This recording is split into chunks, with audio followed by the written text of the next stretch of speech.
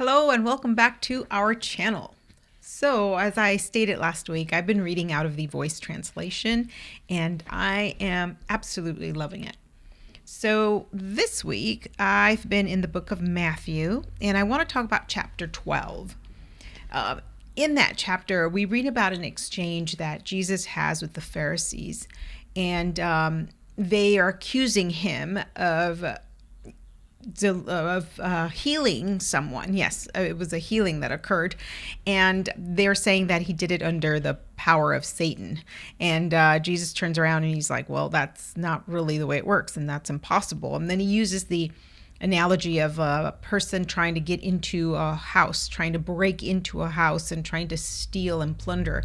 And he says, you can't do that unless the strong man is first removed. Basically, opposing things. This person is going to go in there and remove this other person.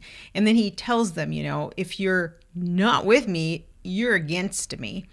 And then he goes on to talk about, this one little passage that I've heard over and over again, people talking about it, and there are so many opinions about it, right? It's the little passage that talks about the unforgivable sin, blaspheming against the Holy Spirit.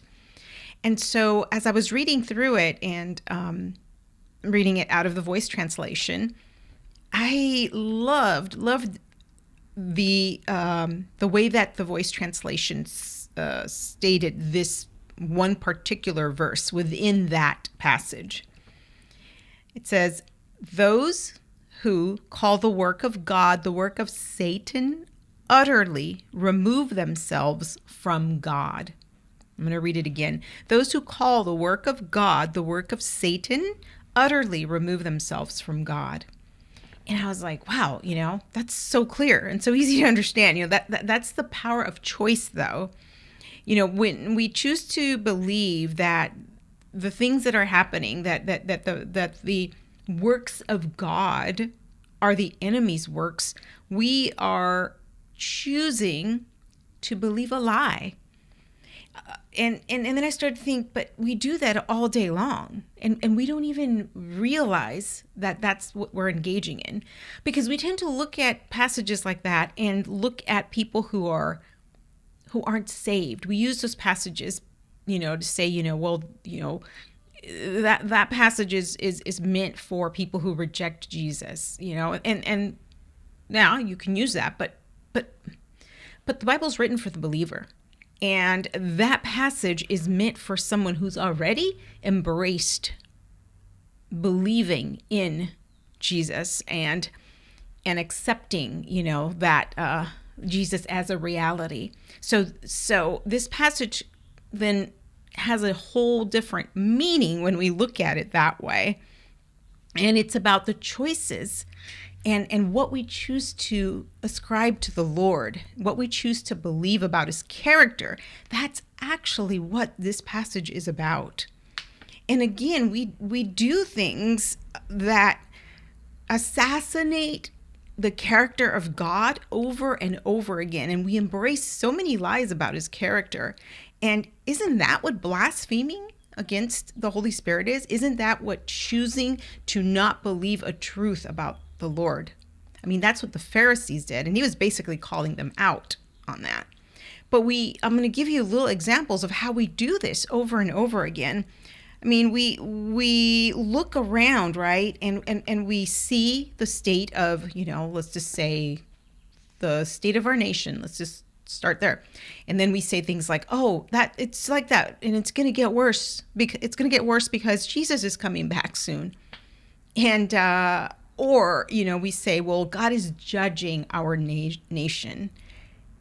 And, then we look at things like, illnesses. Oh, well, that's just God's will. Or someone dies prematurely. That was God's will. And so we keep ascribing things to the Lord that aren't really truth. Those are lies. But we don't look at them as lies. And we're assassinating his character, and we are ascribing lies to his character, because God is life. God's will is always for healing.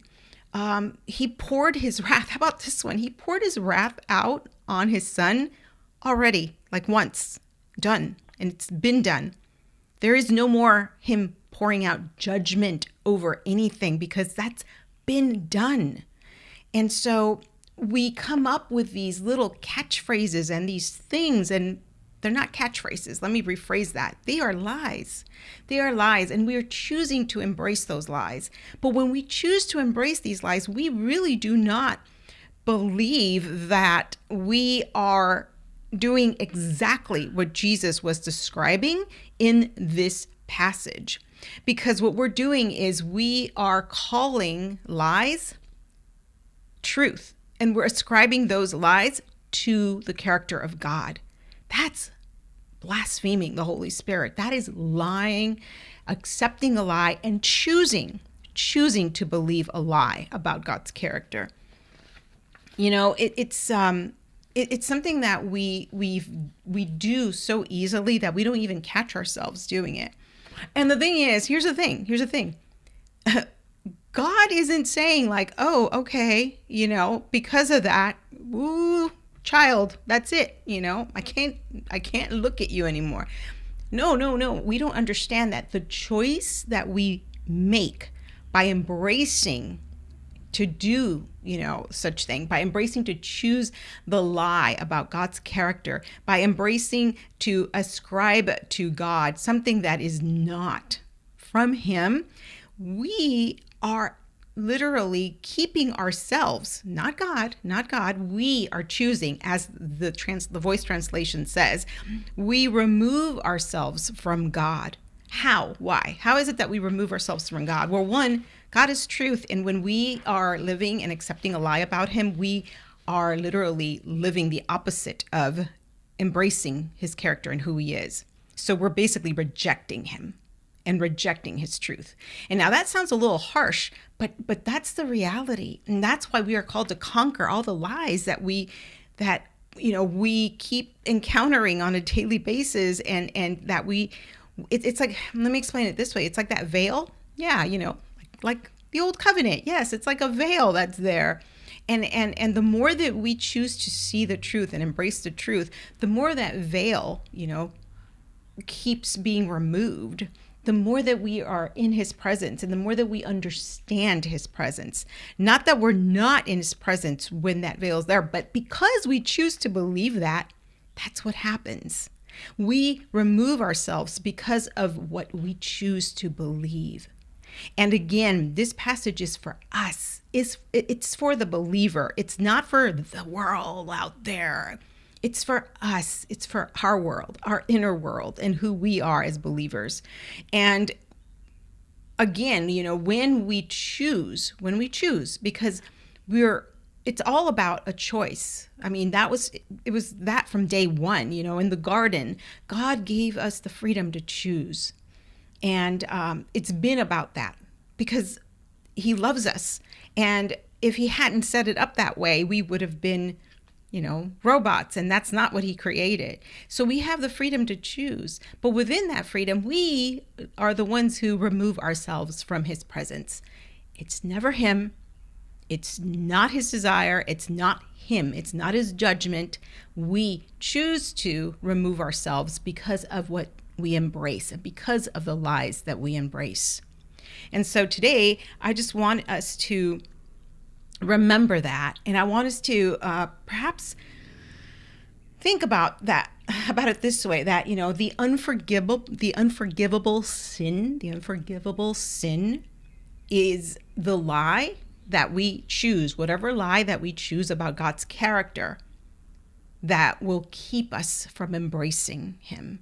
It's not him. He loves us and he's there. He is for us.